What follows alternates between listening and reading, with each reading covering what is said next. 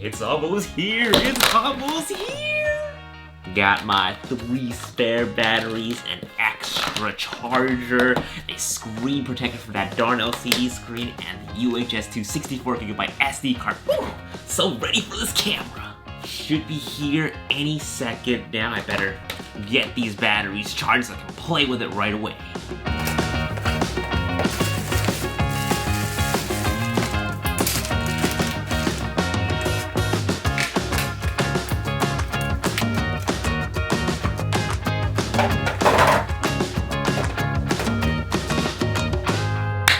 Alright, now it's time to wait. Where are you, UPS guy? Where are you? Okay, yeah. He's probably a little late delivering the other Black Friday goodies from over the weekend.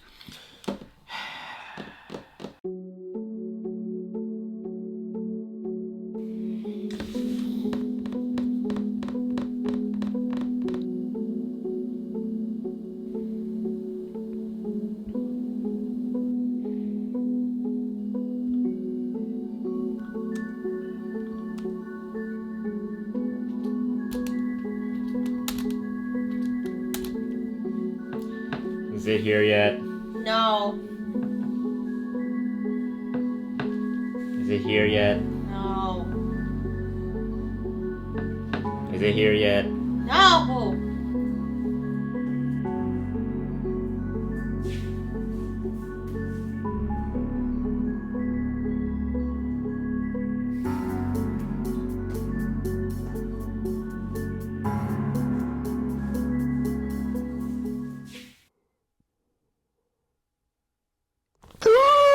What time is it?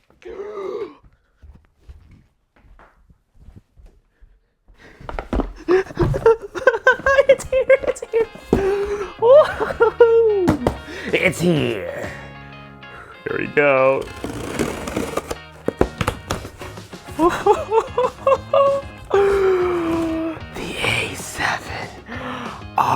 A7R3. Wait, did that say 2? Nah, I'm missing. It says 3. It says 3 right here. Alrighty, let's do this. Okay. Get out of here, papers. I don't need you. Charger. Here it is. Here it is.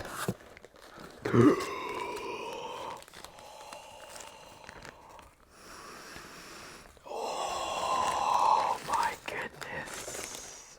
Wow. I am trying not to touch the screen right now because I need to still put on this screen protector, but whoa. Hello.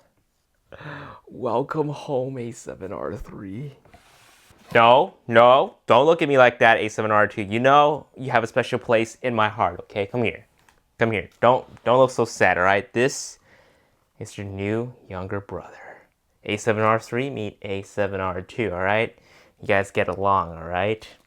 Sorry, I'm gonna have to bump you down in the ranks, all right? You're gonna be the second full-frame main body, and you'll be the first one. This is kind of insane. I'm talking to cameras. All right, first I put on the screen protector, and then we're gonna jump in and set up my camera. I don't know much Japanese, but I wonder why they include the death character in this little piece of paper. But hopefully I won't die putting on a screen protector. Oh wait, I already put it on. All right, let's pop in a battery and set up the camera. Ooh, here we go. Oh, oh. Ooh, oh, this is especially, there we go.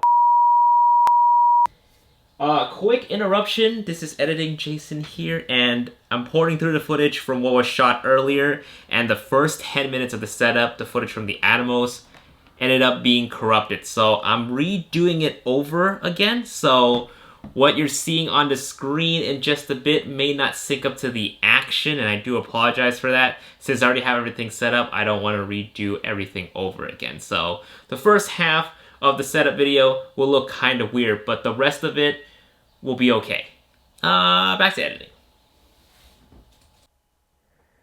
Oh, that's awkward. I didn't realize how close you were to me, A7R2. Someone's got some jealousy problems. Anyways, all right, let's set this baby up. English, San Francisco. All right, first page, file format. I like to shoot RAW and JPEG. I know there's a huge debate recently with Tony Northrup and Jared Polin. But I tend to shoot both, and I tend to use JPEG a little bit more just because I upload to Instagram a lot. But I also like to have the raw files when I shoot the photos, as well as just in case I need to go back to it and really rescue a photo, especially the ones that I really like. And of course for like weddings and portraits as well.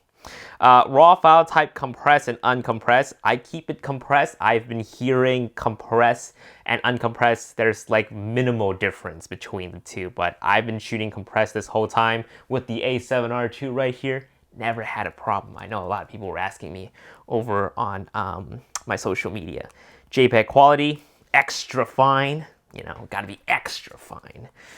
JPEG image size. Oh, you can control the JPEG image size now. That's crazy. So I assume when you shoot RAW, it'll be 42 megapixels, and the JPEG can be whatever.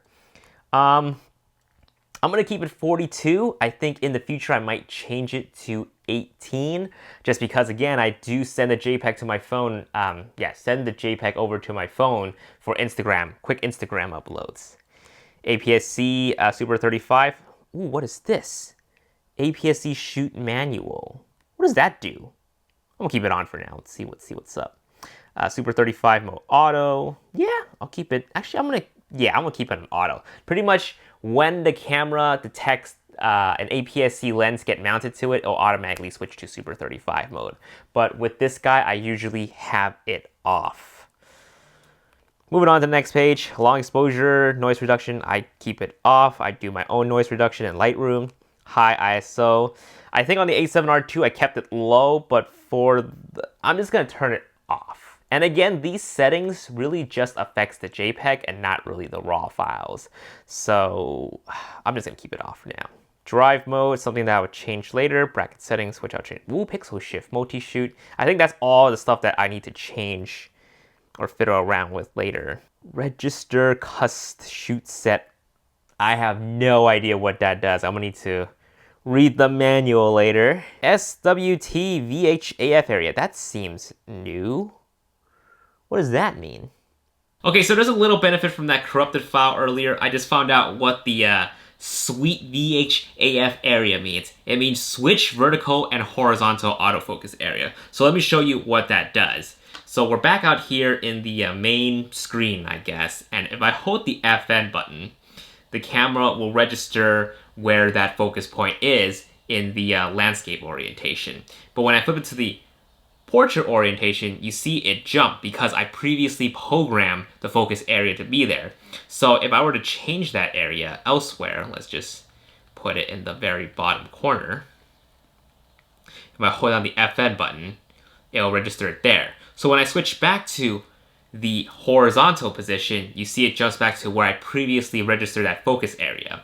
Jumping back to vertical, boom, to where it was in that vertical position. This is extremely helpful if you switch between landscape and portrait orientation a lot during your photo shoot. Alright, back to the previously recorded video. AF illuminator off, don't need that bothersome light. Bugging me, set face priority, yes. Face priority and autofocus, yes. Face detection, frame display, yes, keep that on because it actually shows you if it detects the face that you want the camera to focus on. AF with shutter, I am accustomed to back button focusing on the A7R II.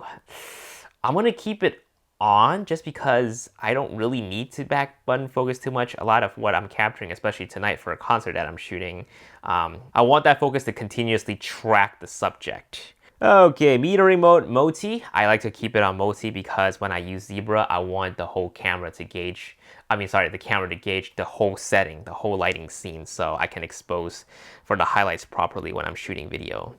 Geez, another face priority in multimeter on.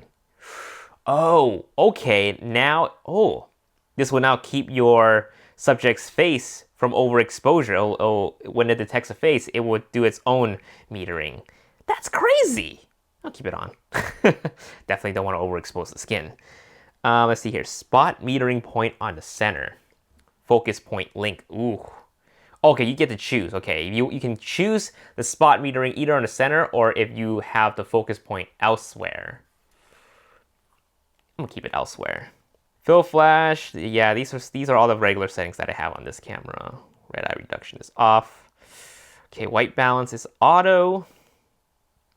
Yeah, we'll keep that on auto. There's actually another one called an auto white balance priority. Oh, there it is. Either standard or ambient. I have it on ambient. And this is something new to the newer Sony cameras, such as the a6300, a6500, and the A9 and the a7R III. They don't have it for the a7R2 or the a7S2 for whatever odd reason. Dynamic range optimizer. There's an auto. Again, this is off for me. That's something that I deal with in post. Creative style, standard, picture profile. Okay. All right, picture profiles. A lot of people have been asking me on my socials what picture profile I use and what I would recommend for minimal color grading. So the one that I personally use is picture profile 1, which is the movie profile. And to me, it looks good. It doesn't, sorry, I exited out. To me, it looks good. I don't have to do too much color grading in post. I do apply a subtle LUT afterwards, which looks great to me. But for my picture profile too, I'm gonna modify it to the EOS HD Pro Color 3.0. And what that is in camera settings that a guy named Andrew Reed sells, which promises truer skin tone and color similar to that of the Canon color science. So if you came from Canon and you missed that Canon color science, check out EOS Pro HD. Who's that screaming out my door? But yeah, check out EOS Pro HD. And that's something that I want to put in later to my camera. Face registration and registration faces priority is on. Okay. So what that pretty much means is if you register a face on this camera, whenever the camera detects that face in the frame, in the shot, it will go to their faces. It won't go to anyone else's faces. So this is super handy if you're shooting the bride and the groom during a wedding day. I know that works well for photos. I haven't tried it for video exactly. All right, tab 2, we're moving on to the movie stuff. Always shoot in 4K. Let's see here, 24. I shoot 24 frames, 100 bits. Let's see here, S&Q settings, record frame rate, record setting 24. Okay, so what that means is that if you use the slow and quick settings, and you're shooting 100 frames, under 20 frames per second, the record setting here just tells it to play back at what speed, like 30 frames per second or 24 frames per second. So I like to shoot at 24. We'll keep it at 24. Proxy recording, that's something that I don't plan on using, but I will test it out in a future video. But for now, I'll keep it off. All right, AF drive speed. I like to keep everything at normal, track sensitivity at standard. If you're shooting anything fast-paced, things that are going to be moving around really quickly in video, you might want to change these to like fast and responsive. Auto slow shutter, I think it's on by default, so I'm not going to touch it. Audio recording level, oh my goodness, 26 is too high. So generally, I like to keep it at 15 when I don't have a mic on it. With a mic, like a Video Mic Pro Plus, I'll keep it at 12. And for wireless lav, I would use 1. Audio level display on, we'll keep that on. Live. Wind noise reduction, always leave this off. If you leave it on, it's gonna sound like crud in post. Marker display is off. Marker settings, I use 235. So I have it off for now. But when we shoot weddings, we like to export in the 2:3:5:1 ratio, which it does not actually show up in the monitor. But what it does is it shows these 2 white lines, so you can properly frame your subject. Actually, is it working right now? No, okay. If for some reason it doesn't show up on the Atomos monitor, but trust me on it. Movie with shutter. So I think I know what that is. Sony listened and they delivered. People want to be able to record videos using the shutter button instead of pressing the record button on the side. It's finally available now, so electronic front curtain shutter on. Yeah, I'll keep it on. It's default. Release without lens enabled. Release without cards enabled. Steady shot setting is on. Zoom settings, I use clear image zoom, so that's what the zoom setting I want it to be on. Zebra settings. Oh, you can do custom now for this one. Okay, that's good. Fantastic. What can I do? Plus 107. There we go. So the reason why I use 107 plus for the zebra settings is because I think at 107 is still a very safe spot. If you get to 107 zebras, you're still one stop away from the highlights being blown out. So the 107 is the sweet spot from what I remember. Oh my Lord. Custom key, oh my God. Yeah, this is something I have to fiddle around with. Send to smartphone function. Let's see, because I don't have a memory card in there. Sending target proxy only, original only, proxy and original. Okay, that's probably for both videos and photos. So people were asking if they can still send photos and videos via the Play Memories app on your phone. You still can, so that is confirmed. Okay, airplane mode. So there was a huge debacle when the A7R2 and the S2 first came out. People say turn off airplane mode to save battery. I did that for a while, but I think at the end I just left it off simply because I do a lot of Wi-Fi transferring, like photos, so it just got in the way. But if you want to save on batteries, try turning off airplane mode. Sorry, turn on airplane mode, my bad. And guys, I would do another setup video. This is just the initial setup for myself right now. Gamma display assist off. That's something that's available to the A7R3 now as opposed to the R2.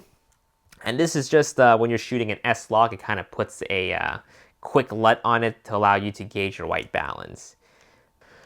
Display quality, standard, power save, 30-minute. Auto power off temperatures, please set that to high. So if you're shooting a long continuous take, you want to have that as high so that the camera will still record even though it gets a little bit warm. So my menu, something that I'm gonna have to, this is new to me, okay? They have this on the A9, but that's something that I have to fiddle around with myself later. There we go, I missed this. Okay, so custom key. So there's custom key for okay, that's what the custom key is for. So custom key for photos, for videos, for playback, and then the function menu set. Okay, here we go. So function upper drive mode, that's what I had it on. Focus, okay, so that's pretty much changing all these settings right here. So this is gonna take me quite some time. So let me turn off the recording really quick, get everything set up, and then we'll jump back into what I did. Woo, that took a little longer than anticipated. So anyways, function menu, let me show you what I got going on. All right, so the first one is drive mode, and right on the bottom right here gives me a quick access to switch between full frame and Super 35 mode, something that they didn't have for the A7R2 and the S2. And for me, how I like to shoot videos is I like to just use manual mode, Super 35 mode to just get an extra bit of distance of my subject. So that is good. So I like to shoot both full frame and crop frame with the A7R3. Well, A7R series. So we'll keep it auto for now, full frame. And the thing about shooting in Super 35 mode with the A7R3 and the R2 is that in crop mode, it actually shoots 5K, but downsamples to 4K. So you're getting a bit of better quality on the Super 35 mode for these cameras. Up here, I have access to change white balance really quickly, the zebras levels, which I don't have. I don't think the zebra level display is on. Let me change that really quick. Okay, so let me show you guys something hilarious. You guys know how like a lot of people complain about the Sony menus being all over the place. Here's the funny thing about these custom keys, is that when you try to set something here, it's actually a lot better laid out on these custom program menu, whatever you call this thing. I mean, like they clearly label everything for you on the top: autofocus, exposure, color white balance, image processing. Like it's actually, this is a bad example. Let me go down here. This is a better example. Look at that, 23 pages, and they're clearly labeled where these settings would be. So if you want to go to setup, everything is here. If you want to go to the image quality, image size, it's all under here. Like it's categorized as opposed to the regular menu, which is bizarre to me, but it helped me find a lot of things that I need here in the custom keys page, but I just thought that was funny. Anyways, going back to the function really quick. Here's where I like to swap focus mode. I generally keep it at autofocus continuous, even in photo mode. But just in case I need to swap over to single or manual focus, it's there. Peaking is on. Multi-metering mode. You know what? I don't really need this being here. Yeah. Ooh, they have an extra one now. Highlight. That's something to play with. I don't really need that there, but maybe now that I see the other metering modes here, I might just. Okay, creative style. Yeah, I technically don't really need that there as well, but just old habits. Because I use picture profile anyways, so I never really need to touch the creative styles for the photos. I like to have the audio record on the function menu just in case I'm switching between a Rode microphone, a Rode shotgun microphone, or a lav mic because I have different settings for those. I have this prioritize record media here just in case. Picture profile 1 and marker display, which this still doesn't show. Yeah, I like to toggle that on and off for video. So that is my function menu. Let me show you guys my custom key. So it looks very overwhelming with the custom keys, but what's cool is that if you set it to one custom key, you already have the settings for one of the photo or video mode. You can actually tell each of these settings to follow whichever custom mode that you have. So that is pretty cool. So custom key wise, control wheel. What's the control wheel? Yeah, okay, that's nothing. So I usually have that off as well. Custom button 1C1 that allows me to toggle the finder and the monitor. So in case I need to look through the EVF, I can just shut it off. I no longer need to like worry about the sensor of the eye. So I like to have control of that for whenever I want to shoot through the EVF or on the LCD screen. Custom button 2 allows me to toggle between autofocus and manual focus. Like I mentioned a lot in my videos, I like to have the option of being able to switch over to manual focus really quickly when I need to. Some of the older Sony lenses don't have a manual focus and autofocus switch on the actual lens, so that's why it's good to have one on your camera. C3 is focus magnifier, which allows me to punch into a certain subject or an object to grab focus after I switch over to manual focus. And generally I like to program that. Whoa, actually I don't want that at C3. I want that on AF on actually. Okay, that's gonna take some adjusting. Oh wait, I can program this to AEL, right? Okay, so I'm gonna need to switch this over, but custom 3 probably needs to be something else. I might switch the AEL button to focus. There you go, focus assist, focus magnifier, boom. Just because it's closer to what I had it previously on my other cameras. And you saw that earlier, like I was able to fish out what I need just by going through the category page. I just like sift through it. I was like, oh, if I need to be at zoom, I just go to zoom and, well, there's only zoom. So there you go. Custom button 3, I might program that to something else. I'm not too exactly sure what that would be. Custom button 4 is zoom, so if I need to use clear image zoom, I just press the trash can button. Multi-selector center button, focus area, focus standard. I guess that allows you to control your focus setting as well. So that's something that I might change in the future. But the multi-selector center button is just pretty much the joystick right here. Center button is IAF, that's there by default. I used to have it on center lock AF, which, let me see if I can just find really quickly. Apparently it's not there at the focus page.